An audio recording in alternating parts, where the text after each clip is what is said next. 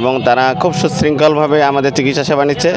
যদি ডাক্তার আব্দুল সালাম যদি এখানে নির্বাচিত হয়, আলহামদুলিল্লাহ আজকে তো হাজার হাজার মানুষের ফ্রি চিকিৎসা করা হলো স্যার। আলহামদুলিল্লাহ ঠাকুরগাঁ 2 আসনের মানুষ কেমন? আলহামদুলিল্লাহ সবাই বেশ ভালো, তো প্রত্যেকের মন মানসিকতা বেশ ভালো। আশা করি আমাদের দ্বারা তারা যথেষ্ট উপকৃত হবে। আর আপনাদের কাছে দোয়া মানে আমাদের প্রত্যাশা থাকবে আমাদের সালাম স্যারের জন্য। জি আলহামদুলিল্লাহ আজকে কতজন ডাক্তার মিলে আজকে পুরো টিমটা সাজিয়েছিলেন?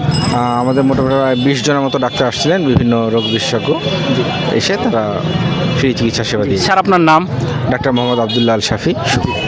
আলহামদুলিল্লাহ আমরা স্যারেরা চলে যাবেন তার আগে কিন্তু স্যার আমরা উত্তরের জেলা ঠাকুরগাঁও, যেখানে আপনাদের মতো ডাক্তারকে কাছে পাওয়া পাশে পাওয়া ভাগ্যের ব্যাপার। আর ডক্টর সালাম যদি ঠাকুরগাঁ 2 আসনের এমপি হয় তাহলে তো আরও আপনাদের কাছে পাবো। আলহামদুলিল্লাহ কেমন লাগছে স্যার আজকে আপনাদের সেবা দিতে পেরে? আমরা আজকে এখানে ঠাকুরগাঁওর মানুষ খুবই ভালো মানুষ, তারা আমাদের সাথে খুবই সহযোগিতা করেছে এবং আমরা যতটুকু পারছি আমাদের সাধ্যমতো আমরা চিকিৎসা সেবা দিছি এবং তারা খুব সুশৃঙ্খলভাবে আমাদের চিকিৎসা সেবা নিচ্ছে।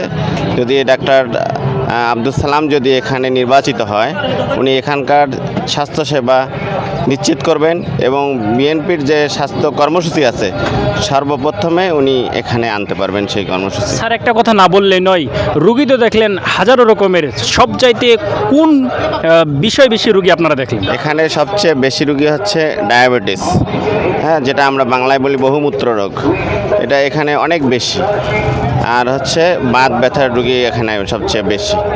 আরও শ্বাসকষ্টের রুগী আছে, শ্বাসকষ্টের রুগী কম, কিন্তু ডায়াবেটিস এবং বাত ব্যথার রুগী বেশি। স্যার অনেক কষ্ট দিলাম আপনাকে। দেখা হবে। আমি মোহাম্মদ আব্দুল সবুর, এস এ মিডিয়া।